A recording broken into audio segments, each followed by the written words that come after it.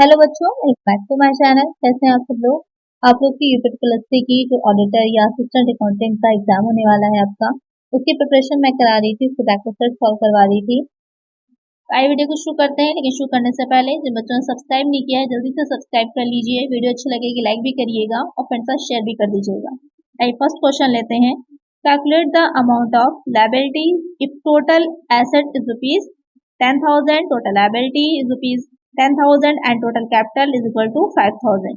यहाँ पर आपकी चीजें दे रखी हैं कि आपको बताया है कि आपकी टोटल एसेट 10,000 है, लायबिलिटी जो टोटल है वो 10,000 है और कैपिटल क्या है 5,000 की है। यहाँ पर आपसे सिर्फ पूछा है कि लायबिलिटी की राशि बताइए। तो आपने बैलेंस शीट के जो दो साइड होते हैं, एक लायबिलिटी होता है दूसरा एसेट होता है, तो मैंने आप लोगों को अकाउंटिंग की इक्वेशंस जो होती है, लेखांकन समीकरण जो होते हैं वो बताए थे। तो यहाँ पर उसी से रिलेटेड क्वेश्चन है। आपको दोनों साइड का टोटल बता दिया है और उसमें साथ में कैपिटल अलग से दे दिया। आपको सिर्फ ये बताना है कि जो अदर लायबिलिटीज होती हैं वो कितनी होंगी। उसके लिए बहुत सिंपल है, कुछ नहीं करना है। जो आपकी टोटल एसेट दे रखी है उसमें से हम जो कैपिटल की अमाउंट है उसको लेस कर देंगे, हमको पता चल जाएगा कि हमारी लायबिलिटी कितनी थी। बहुत इजी सा क्वेश्चन है। तो यहाँ पर टोटल एसेट 10,000 की है और कैपिटल है 5,000 की। लेस कर दीजिए, आपको पता चल गया लायबिलिटी है आपकी 5,000 की। क्या आंसर हो जाएगा ऑप्शन सी। सिर्फ कंफ्यूज करने के लिए आपको टोटल लायबिलिटी का अमाउंट बता दिया है, जिससे कोई लेना देना नहीं है। आपको सिर्फ देखना ये है कि टोटल एसेट और जो आपकी कैपिटल दे रखी है उससे जो अकाउंटिंग इक्वेशन है उसको ध्यान में रखिए, बहुत आसानी से सॉल्व हो जाएगा आपका। एक आंसर हो जाएगा ऑप्शन सी। नेक्स्ट क्वेश्चन है, an organization has furniture for rupees 90,000, cash rupees 1 lakh, debtor rupees 10,000, other asset rupees 1,000 and owners equity is rupees 90,000। What is the liability on the organization. किसी संगठन में जो फर्नीचर है वो 90,000 का है, नकदी जो है वो 1 लाख की है, जो देनदारियां हैं वो 10,000 की हैं, अन्य परिसंपत्तियां 1,000 की और जो समतांश पूंजी है वो 90,000 की है। आपको ये बताना है कि संगठन का दायित्व कितना होगा। ये भी आपका जो क्वेश्चन है वो अकाउंटिंग इक्वेशन से ही लिया गया है। बस यहाँ पर आपको टोटल एसेट ना बता करके उन्होंने एसेट को अलग अलग करके बता दिया है। आपको जो बैलेंस शीट आप बनाएंगे, आप इसको ओरल भी सॉल्व कर सकते हैं, अगर आप चाहें तो बैलेंस शीट बनाकर भी इसको सॉल्व कर सकते हैं। उसके लिए क्या करना है, आपको जो चीजें हमारी एसेट साइड में आती है उसे हम एसेट साइड में लिख लेंगे। फर्नीचर आ जाएगा 90,000 का, कैश आ जाएगी 1 लाख की, जो आपके डेटर्स हैं 10,000 के वो आ जाएंगे, और जो अदर एसेट दे रखी है 1,000 की वो आ जाएगी एसेट साइड में। टोटल आ जाएगा 2,01,000 का। और दूसरे साइड जो लायबिलिटी है वहां पर सिर्फ हमको एक चीज पता है, कौन सी, जो इक्विटी दे रखी है हमारी 90,000 की। 90,000 लिख लीजिए, उसके बाद हम लेस कर देंगे तो हमें पता चल जाएगा दायित्व कितना है। कितना आ जाएगा 1,11,000, वही हो जाएगा हमारा आंसर। करेक्ट आंसर हो जाएगा ऑप्शन बी। सिर्फ अपनी अकाउंटिंग इक्वेशंस जो होती हैं उसके अकॉर्डिंग आपको चलना है। इंपॉर्टेंट बस ये है कि कौन सी चीज आपको कहाँ पर दिखानी है ये आपको पता होना चाहिए। चलिए नेक्स्ट क्वेश्चन लेते हैं। विच of the following is not a part of share holders equity. निम्न में से कौन सा शेयरधारक की क्षमता का हिस्सा नहीं है।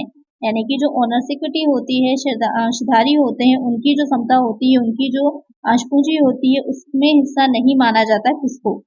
रिटेन अर्निंग प्रतिधारित आय, कैपिटल स्टॉक पूंजी स्कंद, एडिशनल पेड इन कैपिटल, कुल राशि पर अतिरिक्त भुगतान किया गया, लोन्स पेएबल, देय ऋण।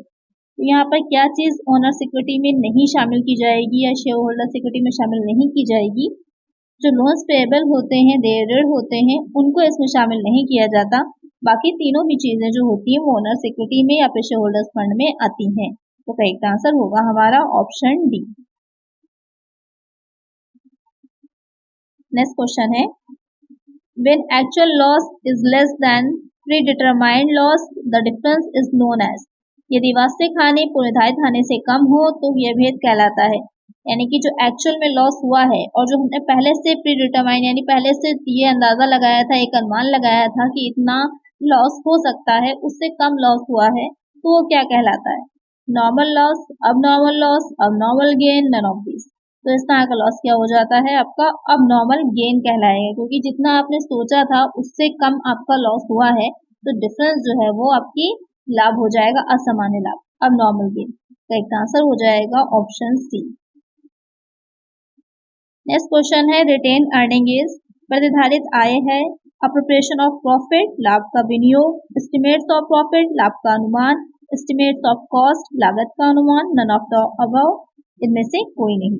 तो यहाँ पर अच्छा क्वेश्चन है, जो रिटेन अर्निंग होती है, प्रतिधारित आय होती है, वो क्या होगी।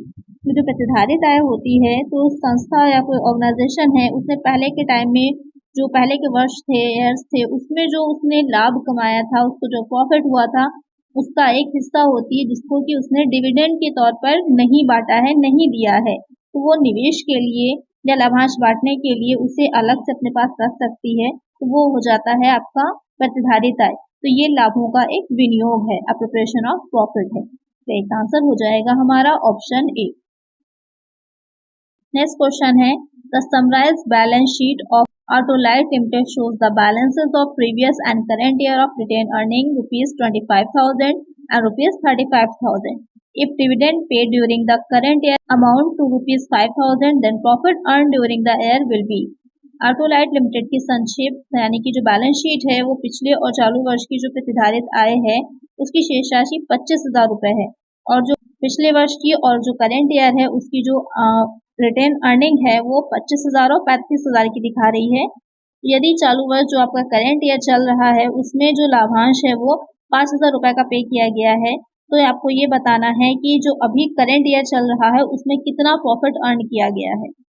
यहाँ पर इसको निकालने के लिए अच्छा क्वेश्चन है काफी। इसको निकालने के लिए क्या करना है, अर्न प्रॉफिट कितना है 35,000 का, जो प्रीवियस ईयर का प्रॉफिट है 25,000, आप उसको लेस कर देंगे तो आपको ये पता चल जाएगा बिफोर पेइंग डिवाइजेबल प्रॉफिट कितना आया, कितना हो जाएगा 10,000 का, और प्लस आप पेमेंट जो है अभी डिविडेंड का जो आपने किया था 5,000 का, उसको ऐड कर लीजिए, तो आपको पता चल जाएगा कि कितना प्रॉफिट आया है अभी करंट में हमने अर्न किया है, वो हो जाएगा हमारा 15,000 का। करेक्ट आंसर हो जाएगा ऑप्शन सी। नेक्स्ट क्वेश्चन है, the formula 1 minus D1 EPS upon MP into 100 में बी यूज फॉर। यहाँ पर एक जो फॉर्मूला आपका दे रखा है, ये फॉर्मूला कहाँ यूज होता है या किस लिए यूज किया जाता है। कॉस्ट ऑफ इक्विटी कैपिटल, समता पूंजी की लागत निकालने के लिए, कॉस्ट ऑफ रिटेन अर्निंग, प्रतिधारित आय की लागत निकालने के लिए, cost of preference share capital, अधिकांश पूंजी की लागत के लिए, कॉस्ट ऑफ डेब्ट कैपिटल, पूंजी की लागत के लिए। तो आपको ये बताना है, जो फॉर्मूला दे रखा है वो कहाँ यूज होता है या किस चीज को निकालने के लिए यूज किया जाता है। ये फॉर्मूला यूज होता है आपका जो रिटेन अर्निंग होती है, कॉस्ट ऑफ रिटेन अर्निंग, क्योंकि जितनी भी आप कैपिटल लगी होती है उस सबका भी एक लागत आती है, कॉस्ट आती है, इसीलिए इक्विटी शेयर हो चाहे प्रेफरेंस शेयर्स हो, उन सबका या डिबेंचर्स हो, तो उन सबकी कॉस्ट ऑफ कैपिटल निकाली जाती है, तो रिटेन अर्निंग की भी निकाली जाती है। ये इसका फॉर्मूला हो जाएगा रिटेन अर्निंग का, प्रतिधारित आय का। एक आंसर हो जाएगा ऑप्शन बी। नेक्स्ट क्वेश्चन है, earnings that have a cumulative amount are not paid to the stock holder as a dividend is known as.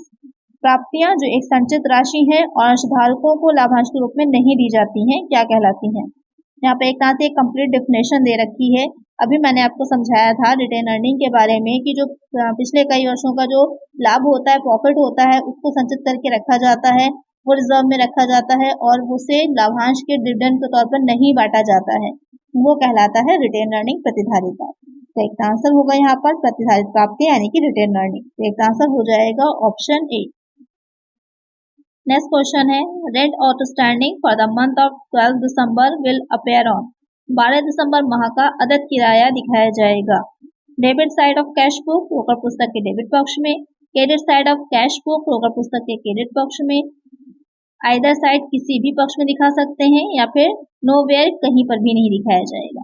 तो जो आपकी कैश बुक बनती है, जैसे प्रीवियस वीडियो में जो मैंने अपलोड करी थी, वहाँ कैश बुक के बारे में आपको बताया था। जो कैश बुक बनाई जाती है, वहाँ सारी जो भी नगद में, जो भी कैश में आपने पेमेंट किए हैं या जो भी आपको कैश में रिसीव हुआ है, सिर्फ उसको ही दिखाया जाता है, बाकी चीजों को नहीं दिखाया जाता। तो यहाँ पर क्योंकि आउटस्टैंडिंग है, तो उसे आप जो कैश बुक बनाएंगे उसमें कहीं पर भी नहीं दिखाएंगे, ना ही रिसीविंग में, ना ही पेमेंट में। तो यहाँ पर क्या होगा, आपका करेक्ट आंसर हो जाएगा option D, nowhere. Next question है, which of the following item will not appear in the debit side of the trading account. निम्नलिखित में से कौन सी वस्तु व्यापारिक खाते के डेबिट पक्ष में नहीं दिखाई जाती। Purchase, gross loss, opening stock, gross profit. Question में कह रहा है कि इसमें से कौन सी ऐसी चीज़ है जो आप ट्रेडिंग अकाउंट बनाते हैं उसके डेबिट साइड में नहीं दिखाते हैं। तो डेबिट साइड में क्या क्या दिखाया जाता है, ओपनिंग स्टॉक दिखाते हैं, परचेज दिखाते हैं, जो आपने एक्सपेंसेस डायरेक्ट किए होते हैं वो दिखाया जाता है, जो प्रॉफिट होता है वो दिखाया जाता है, ग्रॉस प्रॉफिट। तो यहाँ पर जो आपको पूछ रहा है तो परचेज भी दिखाएंगे, जो आपका ओपनिंग स्टॉक है उसको भी दिखाएंगे, और जो ग्रॉस प्रॉफिट है उसको भी दिखाएंगे। क्या नहीं दिखाएंगे, जो ग्रॉस लॉस दे रखा है यानी कि जो सकल हानि है उसे नहीं दिखाते हैं। सकल हानि किसमें दिखाई जाती है, जो आपका क्रेडिट साइड होता है वहां दिखाई जाती है। तो एक आंसर हो जाएगा हमारा ऑप्शन बी। नेक्स्ट क्वेश्चन है which of the following item will appear in the trading account. यहाँ पर आपको बताना है कि जो आपके ऑप्शंस दे रखे हैं उसमें से कौन से ऑप्शंस हैं जो ट्रेडिंग अकाउंट में दिखाया जाता है। यहाँ पे ये नहीं दे रखा क्रेडिट में या डेबिट में, बस आपको ट्रेडिंग अकाउंट में उसकी एंट्री की जाती है नहीं की जाती ये पूछा गया है। पावर एंड फ्यूल, शक्ति और ईंधन, सैलरीज टू ऑफिस स्टॉक, कार्यालय के कर्मचारियों को वेतन, रिपेयर्स टू मशीनरी, मशीनरी की मरम्मत, डिप्रिसिएशन ऑन ऑफिस कार, कार्यालय कार पर मूल्यह्रास या डिप्रिसिएशन। तो यहाँ पर कौन सी मत को दिखाया जाता है, जो पावर एंड फ्यूल दे रखा है, शक्ति और ईंधन, उसको ही दिखाया जाएगा। बाकी कोई भी चीज जो होगी वो, बाकी जितनी भी चीजें सब किस में जाती हैं, जो आप प्रॉफिट एंड लॉस अकाउंट बनाते हैं वहां पर दिखाई जाती हैं। तो एक आंसर हो जाएगा ऑप्शन ए। नेक्स्ट क्वेश्चन है which of the following item will not appear in the debit side of the profit and loss account. निम्नलिखित में से कौन सी वस्तु लाभ और हानि खाते के डेबिट पक्ष में नहीं दिखाई जाती। यहाँ पर पूछा है आपसे जो प्रॉफिट एंड लॉस अकाउंट हम बनाते हैं उसके डेबिट साइड में क्या चीज नहीं दिखाएंगे। तो डेबिट साइड में जितने भी इनडायरेक्ट एक्सपेंसेस होते हैं वो सब दिखाए जाते हैं। तो ऑडिट फीस, ऑफिस रेंट और फाइनेंशियल एक्सपेंसेस तीनों ही दिखाए जाते हैं डेबिट साइड में। लेकिन जो आपके कैरेज इनवर्ड दे रखा है वो प्रॉफिट एंड लॉस अकाउंट में नहीं दिखाया जाता, बल्कि कहाँ दिखाया जाता है, जो ट्रेडिंग अकाउंट हम बनाते हैं वहां पर हम जो डेबिट साइड होता है उसमें दिखाते हैं, क्योंकि यहाँ पर एक आंसर डायरेक्ट एक्सपेंस होता है इस वजह से। तो यहाँ पर एक आंसर क्या होगा हमारा ऑप्शन डी। नेक्स्ट क्वेश्चन है what is the amount of gross profit और loss when opening stock is ₹18,000, purchases 78,000, cost of goods sold 1,06,000 and sales 1,49,000। यहाँ पर आपसे पूछ रहा है कि सकल लाभ या हानि की राशि क्या होगी अगर जो प्रारंभिक स्टॉक है वो 18,000 का दे रखा है, क्रय 78,000 का है, बेची गई वस्तुओं की लागत 1,06,000 की है और साथ ही जो विक्रय है वो 1,49,000 का है। तो यहाँ पर आपको क्या निकालना है, ग्रॉस प्रॉफिट या ग्रॉस लॉस कुछ भी हो सकता है वो निकालना है। 44,000 प्रॉफिट, 42,000 प्रॉफिट, 43,000 प्रॉफिट या फिर 43,000 का लॉस। यहाँ पर बहुत ही सिंपल है, कुछ भी नहीं करना है आपको। ओपनिंग स्टॉक और परचेजेस को मतलब ही नहीं है, क्योंकि डायरेक्ट आपको बता दिया है कॉस्ट ऑफ गुड्स सोल्ड कितनी है। अगर हमें cost of goods sold direct ही पता चल गया है और सेल दे रखी है तो सेल में से हम कॉस्ट ऑफ गुड्स सोल्ड को लेस कर देंगे, हमारा प्रॉफिट निकल आएगा। यहाँ पर हमें जो ओपनिंग स्टॉक और परचेजेस है उसको देखना ही नहीं है, सिंपल है बहुत, सिर्फ कंफ्यूज करने के लिए दे रखा है। तो यहाँ पर जो सेल है उसमें से डायरेक्ट आप कॉस्ट ऑफ गुड्स सोल्ड को लेस कर दीजिए, आपका निकल आएगा प्रॉफिट या लॉस। यहाँ पर हम देख रहे हैं कि सेल हमारी क्या है 1,49,000 की है और जो कॉस्ट ऑफ गुड्स सोल्ड है 1,06,000 का है। लेस करेंगे तो कितना आ जाएगा, 43,000 आ जाएगा। क्या हो जाएगा, 43,000 का प्रॉफिट आएगा। तो एक आंसर हो जाएगा हमारा ऑप्शन सी। नेक्स्ट क्वेश्चन है if net profit is 20,000 and gross profit is 35,000 and there are no incomes other than sales turnover, how much shall be the indirect expenses shown in the profit and loss account। आपको question पे ध्यान दीजिएगा, आपको net profit बताया है 20,000 का और आपको ग्रॉस प्रॉफिट बता रहा है 35,000 का, और यहाँ पर कह रहा है कि जो सेल्स को जो एक्सपेंसेस किए गए हैं उसके अलावा और कोई भी एक्सपेंस नहीं किया गया है। तो यहाँ पर आपको क्या निकालना है, जो इनडायरेक्ट एक्सपेंसेस होते हैं वो निकालने हैं, क्योंकि आपको पता है जो ग्रॉस प्रॉफिट होता है वो ट्रेडिंग अकाउंट से निकलता है और नेट प्रॉफिट जो हम प्रॉफिट एंड लॉस अकाउंट बनाते हैं उससे निकालते हैं।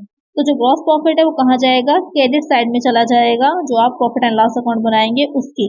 और नेट प्रॉफिट निकल के, क्योंकि डेबिट या आपका क्रेडिट शेष होता है, क्रेडिट बैलेंस होता है, तो डेबिट साइड में निकल करके बैलेंस फिगर में आता है।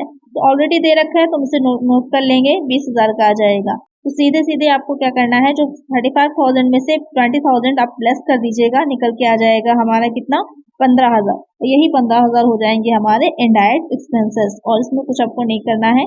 तो एक आंसर हो जाएगा हमारा ऑप्शन बी। बहुत सिंपल से इजी से क्वेश्चंस हैं।